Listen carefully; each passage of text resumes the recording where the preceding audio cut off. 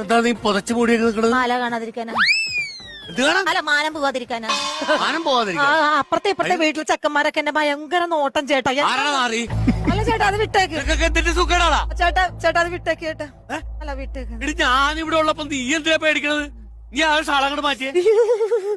എന്താന്നറിയില്ല, കൊറേ നേരിട്ടേ പനിക്കുന്നുണ്ടോന്നൊരു സംശയം. ഭയങ്കര മേലൊക്കെ വേദന. അല്ല വേണ്ട, തൊടണ്ട. ചൂടൊന്നും ഇല്ലല്ലോ. അല്ല, അത് ചൂട് അങ്ങനെ ഉണ്ടായിരുന്നു. ഞാൻ ഇവിടെ കഴുത്തി തൊണ്ട പണിയാവും.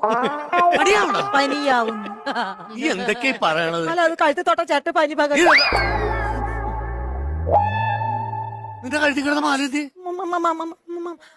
മാല അവിടെ ഊരി വെച്ചു. എവിടെ ഊരി വെച്ച്? കുളിക്കുമ്പോ ഊരി വെച്ചു. നിനക്ക് ഞാനത് വാങ്ങി തന്നപ്പോ ഞാൻ പറഞ്ഞതാണ് അത് കഴുത്തിന്ന് ഊരാൻ പാടില്ല. ചേട്ടാ, അത് അടുത്ത മാസം ഇടാലോ. എന്റെ സ്നേഹമാണെന്ന് ഞാനത് എത്ര തവണ നിന്നോട് ഞാൻ പറഞ്ഞിട്ടുണ്ട്. മാലയ്ക്ക് വേണ്ടി ഒരു റെസ്റ്റ്. അത് നിന്റെ കഴുത്തിൽ കിടന്ന് റെസ്റ്റ് ചെയ്താൽ മതി. അല്ല അത് പിന്നെ ഈ സാധനം പോയി എടുത്തോളൂ. മതി. അല്ല അതെ പോയി എടുക്ക്.